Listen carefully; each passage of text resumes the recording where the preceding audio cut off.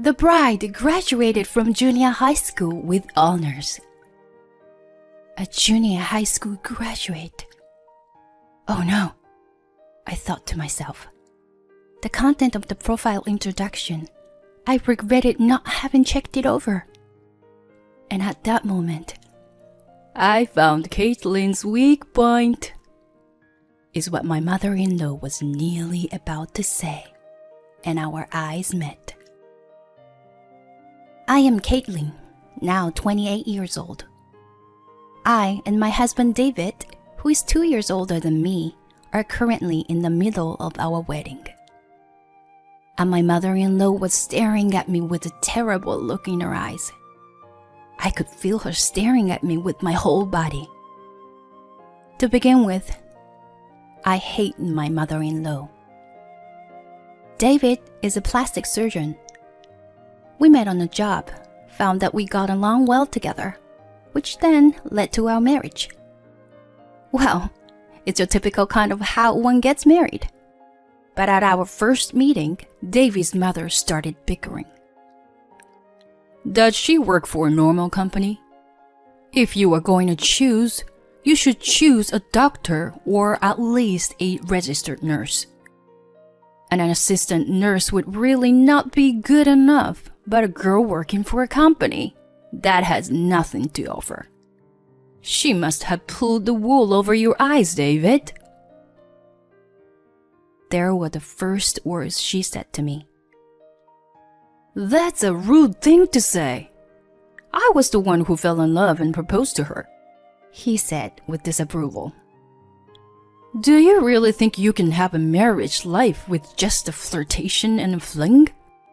The difference in our educational backgrounds makes us different human beings. I was stunned. The difference in our educational backgrounds makes us different human beings.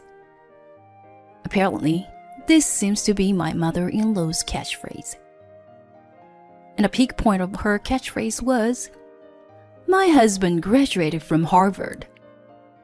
For my mother-in-law, who really is biased, Harvard graduate is equivalent to the king of all beasts, the strongest lion in the human world.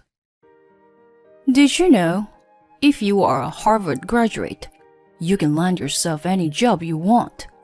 But as you go down the university ranking, there are some jobs you just can't get. In other words, when you look ahead to your future, but you can have the most number of choices by going to Harvard.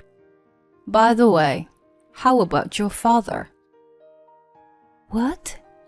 Well, he finished his high school. Oh my gosh! He only finished high school? Just like Cinderella's stepmother, she placed the back of her hand over her mouth and laughed in a high-pitched voice. Only graduating from high school is going to limit one's possibilities even more. Amidst the talk of my father's educational background, she did not ask about my education, whether this was a good thing or bad thing. Well, my mother-in-law was just unbelievable. But I still loved David very much. She was a problem. But it's not as if we have to live together. As long as we get through this wedding ceremony, we're only likely to meet at the New Year's or during the summer vacation. Or so I assumed. However, I had no idea that a bomb would explode on the day of the wedding.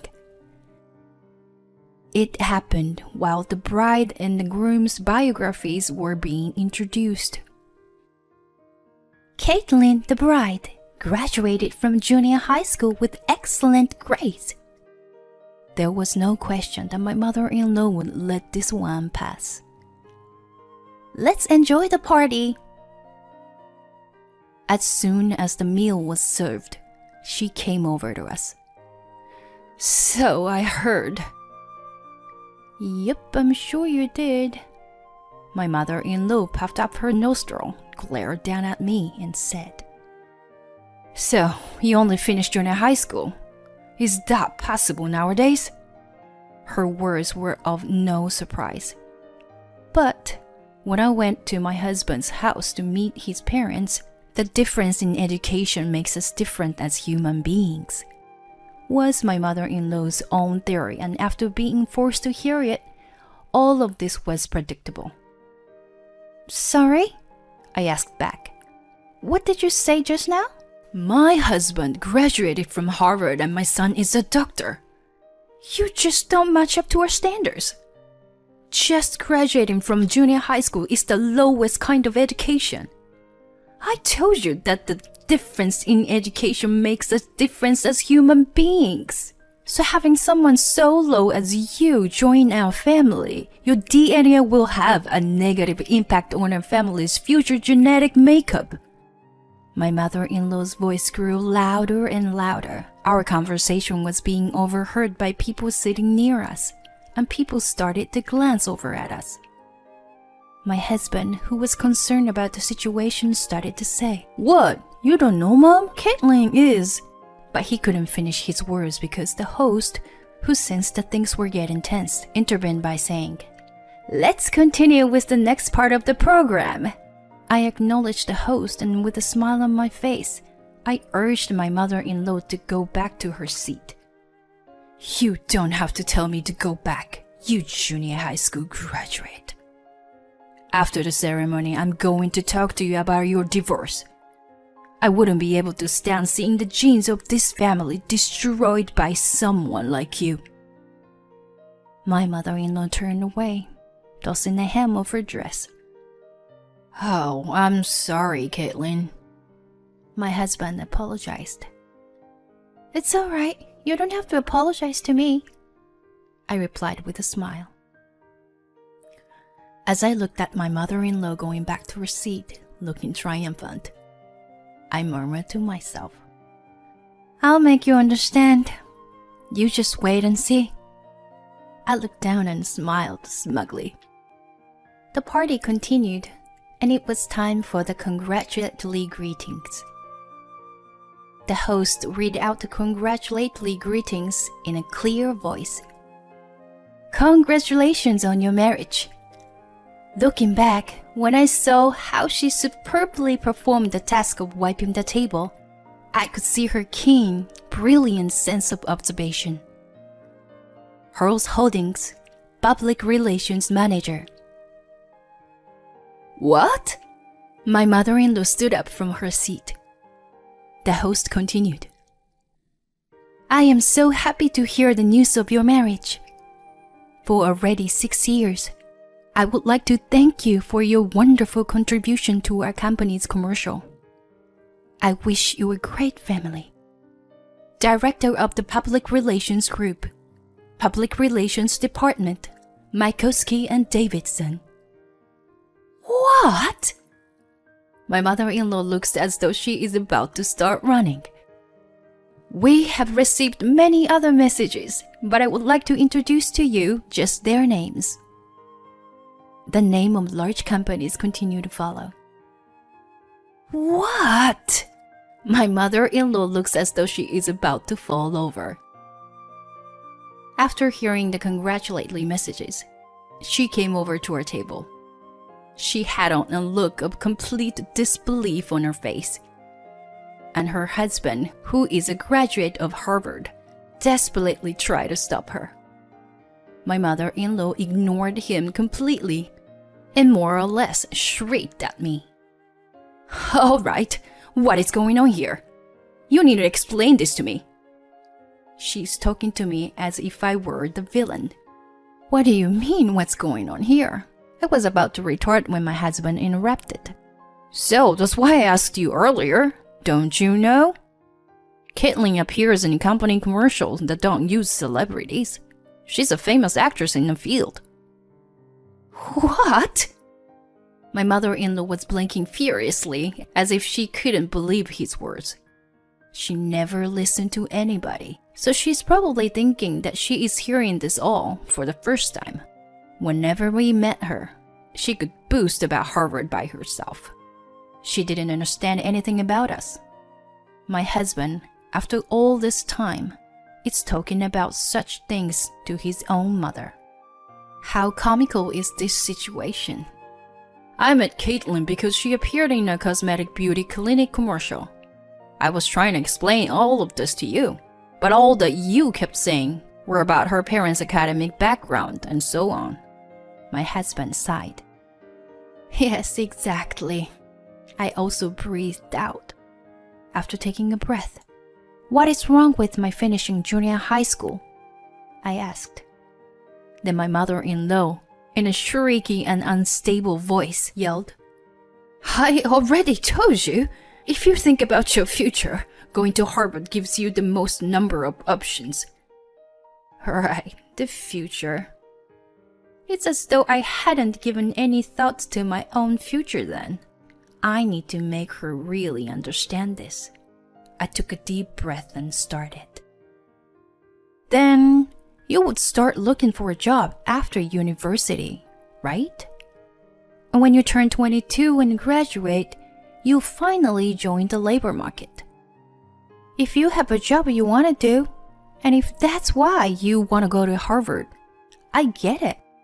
But according to you, wouldn't your goal be to go to Harvard rather than for your future career? I wanted to work as an actress. I started working towards achieving my dreams as soon as I graduated from junior high school when I was 16. I didn't hesitate to make my decision about what I wanted to be in the future and got off to a quick start. I was able to start working and making my contributions to this society at an early stage in life. You are right that Harvard is consistently among the highest ranking universities in the world. Of course, it must take an incredible amount of hard work to get there. But I, too, worked my butt off. I don't need you criticizing me just because I only graduated from junior high. I'm not confident in my looks. That's why I chose to fight with my acting skills by appearing in commercials and reenactment dramas and be the top actress in the field. So I continued to study acting while holding down a part-time job. I even went to a movie theater on the outskirts of town with just a piece of bread. You have no idea how much effort it took and how much motivation I needed to go through such times of uncertainty. I would like you to stop looking down on me with the prejudice of a junior high school graduate. I thought I would teach her what only a junior high school graduate can do. It is true that middle school graduates are less educated. On the other hand, they have a head start in working for the society. The determination and bravery of a junior high graduate are the source of our pride and our strength. It is wrong to rank people by their educational background. Then I changed the subject. You've been repeatedly saying, my husband is. Then, is there something that you've worked hard for up until now? Oh, well, that's... she mumbled. Well? I snickered. Shouldn't you say, I've done my best to raise my kids, although that was meant as a sarcastic remark. She looked at me as if she had just received a helping hand. That's right. I worked hard to raise my children, she boasted. There was a slight pause. You don't work hard, David intervened. Yes, this remark is based on what I had heard from David. David explained. You always said your father graduated from Harvard. Make sure to work hard. I expect less of you. You always just kicked my butt but did nothing for me. I did manage to become a doctor, but I was always afraid I wouldn't be able to meet up your expectations. So because of that, when you were asked whether you worked hard at raising your children, you weren't able to reply right away. No? When people's hotspots are hit, They try to pass it off with their emotions. Mother-in-law was no exception to this rule, and she screamed, losing all control. Harvard! They are great! They are the smartest! That's why Harvard is so great! She was cornered. She was like broken gramophone repeating the same thing over and over again. And because she is so loud, it is extremely irritating. If you are going to get broken, it would be better that you be silent. It was her husband, my father-in-law, who stopped the broken record player. You aren't a graduate of Harvard. He grabbed her shoulders and pulled her away from the table. That's enough. Hey! This time, she was shrieking at him. Father-in-law quietly stopped her and spoke gently. You changed after you got married. When I first saw you working so hard at a flower shop, you were so adorable. And although you weren't such a keen cook, you learned how to do so for me. I married you because I saw you and liked how dedicated you were. You changed the day after we got married. Your favorite phrase become, my husband is a Harvard graduate. You said it everyone, including your own son. Do you have something that you could truly say is your own? She opened her eyes wide open and shouted at him with her spit flying. I was chosen by you, a Harvard graduate. That is my greatness, because Harvard chose me. Father-in-law sighed with a desperate look on his face. I am great because Harvard chose me? The name value of Harvard means everything to you, right? It seems as though he had made up his mind. Maybe this is the way a marriage falls apart. In a way, as we send David to start his new life with his wife, you and I should go our separate ways. When this wedding is over, we'll talk about our divorce. It's not about David and Caitlin. It is about our divorce. Mother-in-law's body started to shake, and in that moment, when she was about to shout, my own mother came bursting into the scene. Whoa, you people! She shouted in an incredibly loud voice and stood between my mother-in-law and me. Mom! My mouth opened in surprise. How dare you do such a thing at my daughter's wedding? Just look around you. My mother looked around the hall. Everyone was silently watching us. Because my mother-in-law had become a shrieking, broken record player, it seemed as though no one dared to speak. Well, it's not surprising. At your child's wedding, whose parents would dare to fight so scandalously like this? My mother seemed beside herself. Today is the day when my daughter should be celebrated. Is that not so? And her husband's parents ruined their wedding. What on earth do you think you're doing? With that, father-in-law said, I'm so sorry. I'm so sorry. And lowered his head. But even with his apology, my mother's anger could not be abated. It's true that my daughter only graduated from junior high. I told her that if you want to study acting, you can finish high school and get to know how the world works a little more before doing so. But since Caitlin had made up her mind, and since she said she wants to pursue it, I wanted to do all that I could do for her. Because my mother-in-law tried to open her mouth to speak, my mother stopped her by continuing. You said that Harvard is great because they are the smartest. You said that, right? Then I want you to clean your ears out and listen to me real hard. Her voice was a good match for the broken record player's volume. My daughter taught herself French because she said it was absolutely necessary for acting. She is now completely fluent in French. I don't think she deserved to be looked down upon on junior high graduate. especially with her level of French. Fluent in French, people were talking to each other in surprise. It's not the easiest language to learn. Most likely, no one would even suspect that I would be fluent in another language. I did everything I could think of what would improve my acting, and that is how I came to be fluent in French. And my mother made her final remark. I would like you to absolutely put aside your academic prejudice. There was a round of applause. We're going home. I can't stand to see you embarrassing yourself any longer. Father-in-law lowered his head to my mother and pulled the shrieking mother-in-law with him out of the hall. That is how our wedding ended. My friends congratulated me, and I was very happy to have been able to wear a wedding dress. And my father-in-law got divorced from my mother-in-law. After having sheltered under the name value of Harvard and being immersed in feeling herself special that way, there was nothing she could do now, all by herself.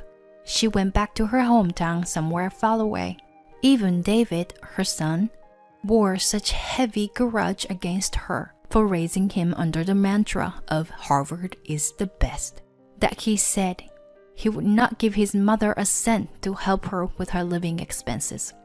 I've continued to work as an actress in television commercials. Sometimes I open my mouth for the dentist, or act a part of a store manager of a fish shop, or lay down on the ground at the scene of a crime.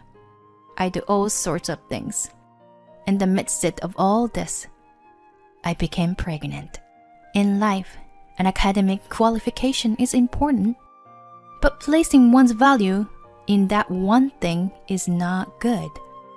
We should constantly work on improving ourselves. Tomorrow, we will be a better version of ourselves. By continuing to work hard, we will be even better than yesterday.